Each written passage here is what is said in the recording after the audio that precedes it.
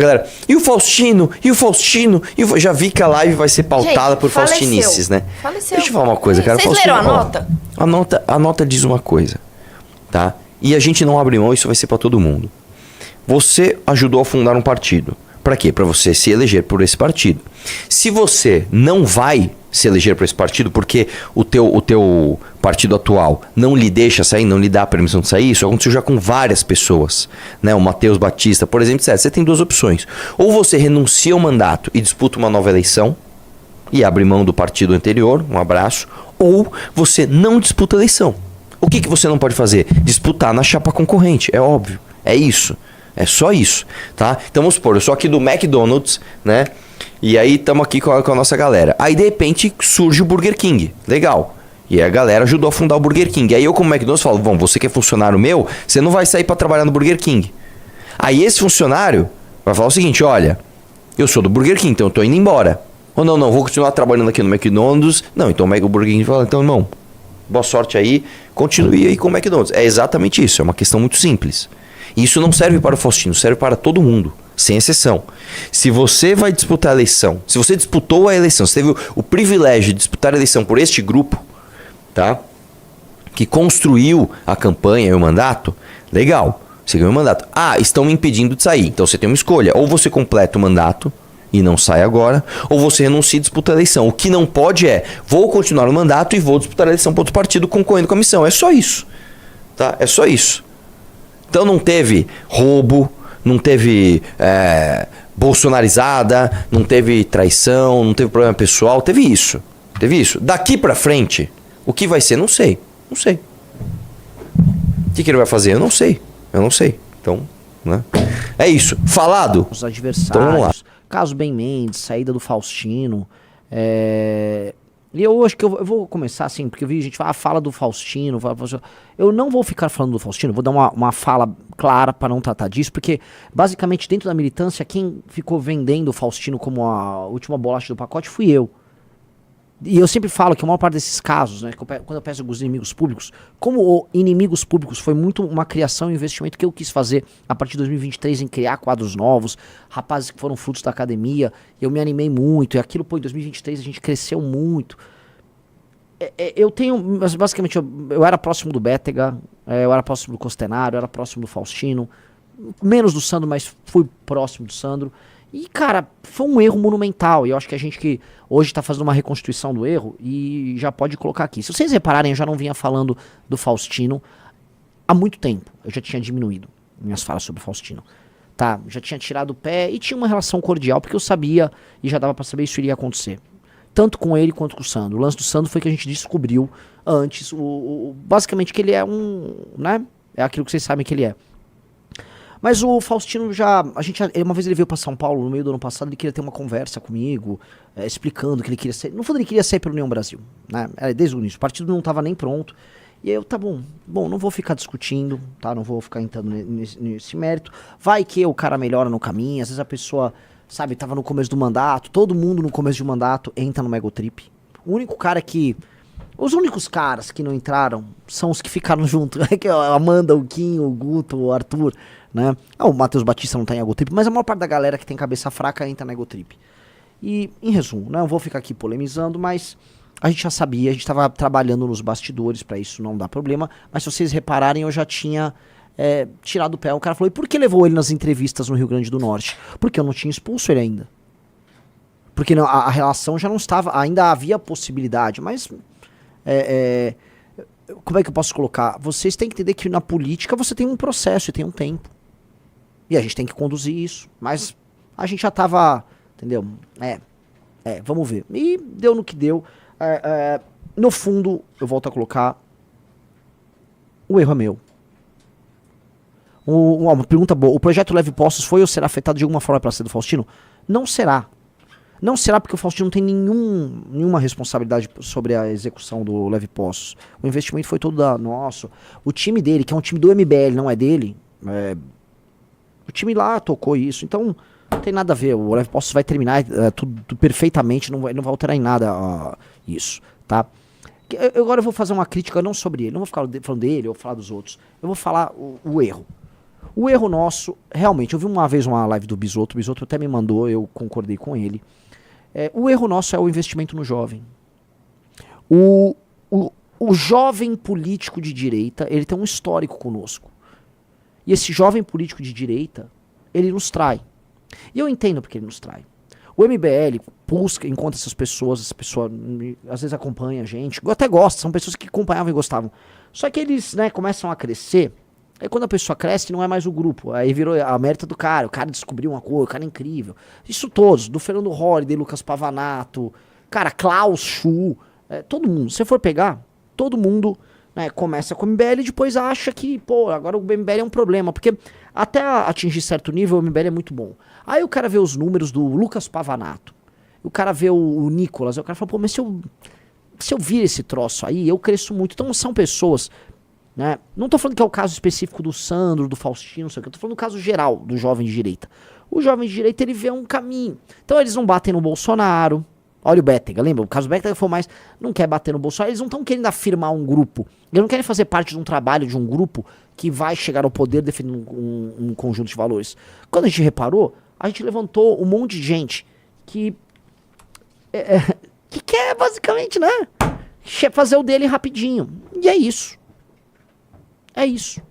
E a gente talvez tratou as pessoas, a gente ficou muito mal acostumado com um cara como o Kim Kataguiri, que era um jovem prodígio ele próprio. Entendeu? E esse é um ponto, acho que da tese que está, em resumo, errada da nossa parte.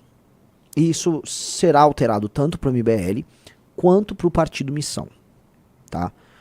O investimento... aquela coisa do, eu vou investir, cara, esse cara que não tem nada a perder, que, sabe, pô, o moleque veio de baixo, puta, eu não acredito nisso, não. Eu não acredito nisso, não. Já tinham me alertado, Renan, quando você não tem nada a perder, você, em geral, né, vai crescer a todo custo, aquela coisa da filosofia do 50 Cent. Então, não é todo mundo que é Kim Kataguiri, que é Matheus Batista, não é. Tá? Então, nós temos que ler diferente esse jogo. E vocês têm que entender que a gente já estava fazendo essa autocrítica já há mais de um ano. O caso do Bétega já tinha mostrado que isso aqui tá errado. Porque foi o Bétega, foi o Klaus, foi o Costenaro, foi quem mesmo? Foi o Sandro e agora o Faustino, foram 5. Então tem um padrão. Tem um padrão. Eu acho que esse padrão ele tá dado. E eu acho que e o padrão nós erramos em investir em jovens. Não dá pra gente ficar investindo no jovem político. Não dá. Então, há um amadurecimento na tese. E nós precisamos agora ter pessoas... Cara, coisas que eu reparei, eu tava falando com a Amanda, eu tava no evento do MBL, da Missão Mulher aqui em São Paulo. Muitas pré-candidatas. As moças, cara, a Amanda falou coisa... Nós nunca fomos traídos pelas mulheres do MBL, né? A gente elegeu algumas vereadoras agora, a Luana, a Amanda... Né, a nossa vice-prefeita em Meridiano. E nem conotação de traição, tá? Em grande medida, as mulheres nossas não tem isso. E eu tô vendo que assim, tá muito mais fácil, muito mais legal trabalhar com as mulheres do que com os jovens prodígios. O jovem prodígio, ele já vem com uma faca na mão. Entendeu? O Lucas falou, Renan, o erro não são os jovens, mas elementos de caráter. Lembre que muitos homens velhos, ao se deparar com o poder, fazem as mesmas práticas. Mas, cara, a gente não tinha como saber algumas pessoas. Outra coisa, tinha gente que acompanhava. Todas essas pessoas, elas fizeram academia MBL. Tá? Todas essas pessoas acompanhavam a gente, assistiam as lives. Não todas, né? Assim, alguns sim. Então, tem um padrão do jovem, né? E com certeza existem outros jovens que estão no MBL que poderão e pensam em fazer a mesma coisa. E a gente vai ter que alterar isso. Agora que tem um partido, isso realmente muda de figura. Isso realmente muda de figura. Então, coisas que a gente não pode ter, que eu já reparei, existe um certo tipo de conteúdo, que é um conteúdo que ele é o conteúdo sedutor pra essa galera, é o conteúdo do jovem conservador. Sabe? Eu sou um jovem conservador. Vai meio que a gente vai, isso vai ser cortado, cara. Isso aí é só a cena, um conteúdo inútil. Tá, um cara botou Red Pills, vou mandar o Renan a merda. Cara, eu só tô trabalhando com dados e com fatos e proporção. Razão e proporção.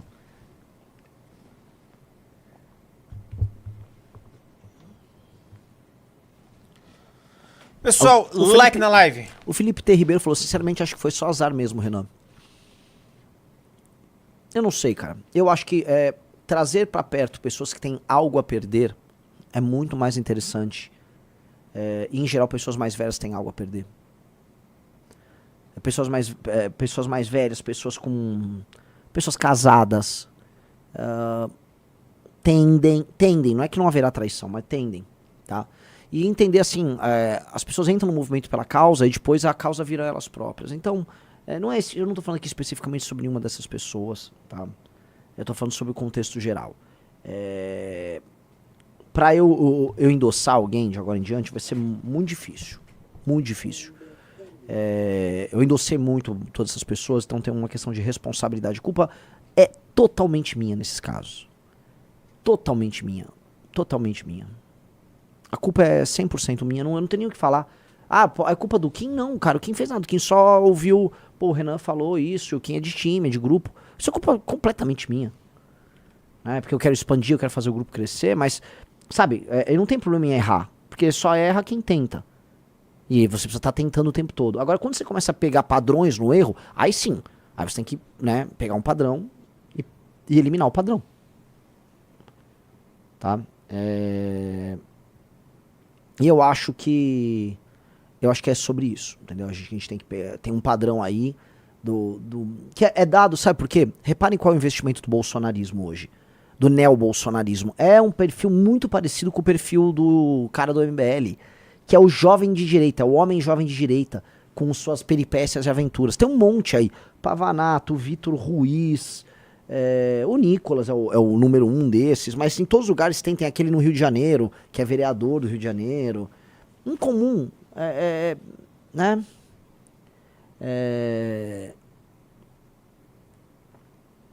Em comum são todos muito jovens, fazem uns conteúdos meio ousadinhos, imitando fórmulas antigas que, em geral, foram desenvolvidas pelo Arthur, quase todas.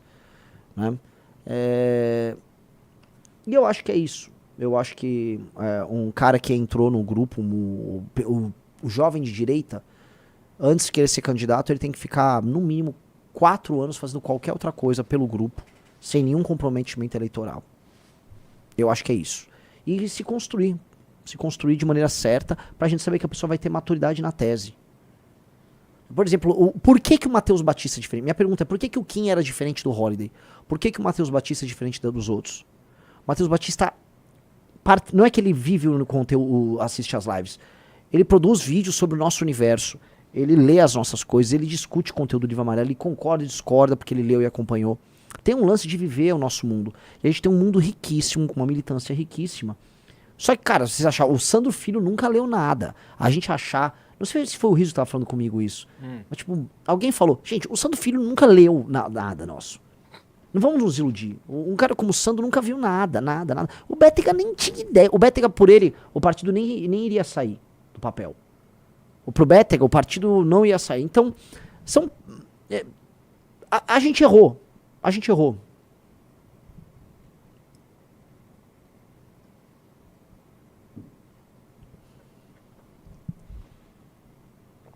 O Saf falou, Sandro mal sabia ler. Pois é. O cara falou, porra, mas como você esquece o Pedrinho? Se alguém perdendo muito, ele também... Não, o Pedrinho é outro exemplo no lado positivo. Pedrinho é outro exemplo no lado positivo. Ah, e outra coisa, tentaram cooptar o Pedrinho, tá? Eu não vou falar, mas um partido lá do Ceará, logo após ele perder a eleição pra prefeito, pra vereador, falou, vem pra cá, tal. Ofereceram coisa pra ele. Então o Pedrinho é diferente, tá? Então tem muita gente boa, só que as pessoas precisam olhar, e é um amadurecimento não só meu, como liderança. Eu acho que eu andei acertando muita coisa nos últimos anos, mas eu também errei. Isso aqui é um erro. Eu tô aqui fazendo. A gente já tinha feito meia-culpa sobre esse erro, né? E em resumo, tá? Eu acho que a gente tem que fazer essas, vamos dizer, leituras. E peço desculpas a todos, né, por cativar vocês a gostar desse cara e de outros tantos. O erro é meu. O erro nem é deles, tá? Eles já estavam dando sinais, então... Desde... Agora, nós temos um projeto muito maior do que tudo isso. O projeto é tão maior, e a gente está fazendo coisas numa escala tão maior que isso já se tornou um não problema. Tanto que para mim não é um não problema. Então, está falado, não vou mais falar desse assunto, tá bom?